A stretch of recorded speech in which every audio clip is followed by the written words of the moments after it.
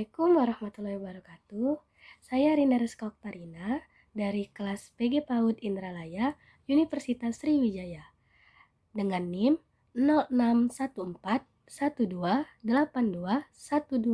06141282126061. Di video kali ini, saya akan membahas tentang komponen-komponen pembelajaran serta dengan stimulasinya kepada anak. Yang pertama, saya akan menjelaskan tentang komponen-komponen pembelajaran. Komponen pembelajaran adalah kumpulan dari beberapa item yang saling berhubungan satu sama lain, yang merupakan hal yang penting dalam proses belajar mengajar. Komponen yang terdapat dalam pelaksanaan pembelajaran adalah sebagai berikut. Yang pertama, ada guru. Guru adalah seorang tenaga pendidik profesional yang mendidik, mengajarkan suatu ilmu, membimbing, melatih, memberikan penilaian, serta melakukan evaluasi kepada peserta didik.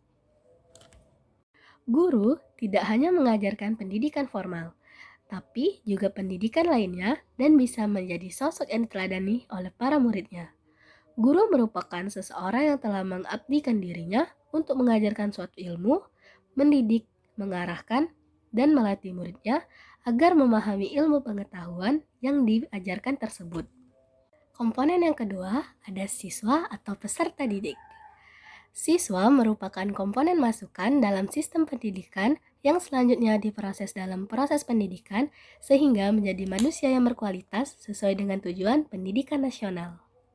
Sedangkan peserta didik adalah orang yang belum dewasa yang memerlukan usaha, bantuan menjadi dewasa guna dapat melaksanakan tugasnya sebagai makhluk Tuhan, sebagai manusia, dan sebagai warga negara. Komponen yang ketiga adalah tujuan. Tujuan adalah suatu target yang ingin dicapai oleh kegiatan pembelajaran. Komponen yang keempat ada metode. Metode pembelajaran adalah cara yang berfungsi sebagai alat untuk mencapai tujuan dalam suatu pembelajaran. Dalam pembelajaran terdapat beberapa metode, seperti metode bermain, metode bercerita, metode karya wisata, metode demonstrasi, dan metode ceramah. Yang kelima, ada materi. Materi juga merupakan salah satu faktor penentu keterlibatan siswa untuk bahan atau seperangkat substansi pembelajaran untuk membantu guru dalam kegiatan belajar mengajar yang disusun secara sistematis dalam rangka memenuhi standar kompetensi yang ditetapkan.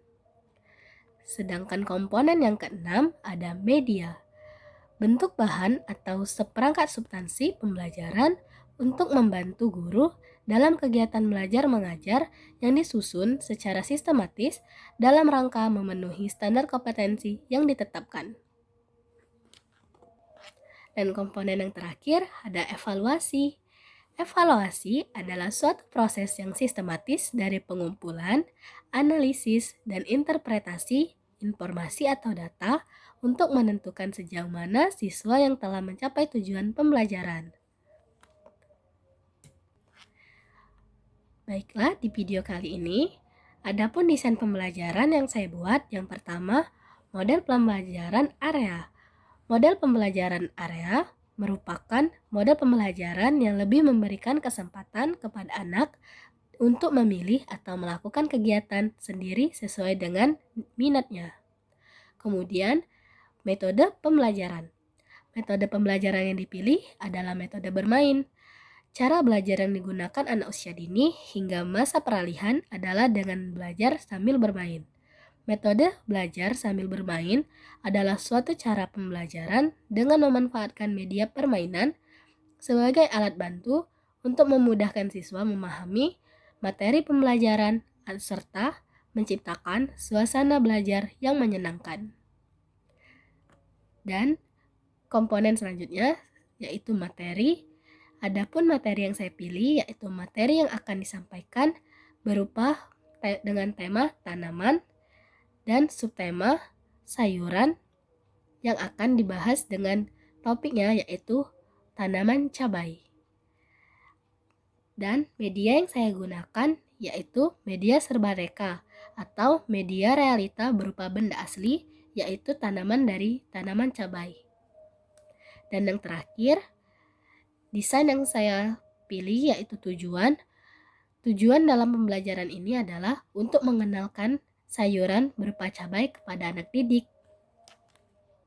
Adapun desain pembelajarannya seperti berikut. Selanjutnya, saya akan menstimulasikan belajar sesuai dengan komponen atau desain komponen yang telah saya rancang. Saya menggunakan model pembelajaran di mana anak bebas memilih kegiatan sesuai dengan minatnya. Namun, dalam kegiatan ini saya memilih metode pembelajaran yaitu dengan cara bermain dan materi yang akan saya sampaikan berupa tema sayuran atau tanaman. Dengan demikian, media yang saya gunakan merupakan media serbaneka yaitu media realita atau media nyata. Adapun media atau alat yang saya gunakan berupa tanaman cabai. Saya akan menjelaskan tentang tanaman cabai kepada anak didik. Tanaman cabai merupakan tanaman yang tumbuh dan sangat banyak dimanfaatkan oleh orang-orang di sekitar.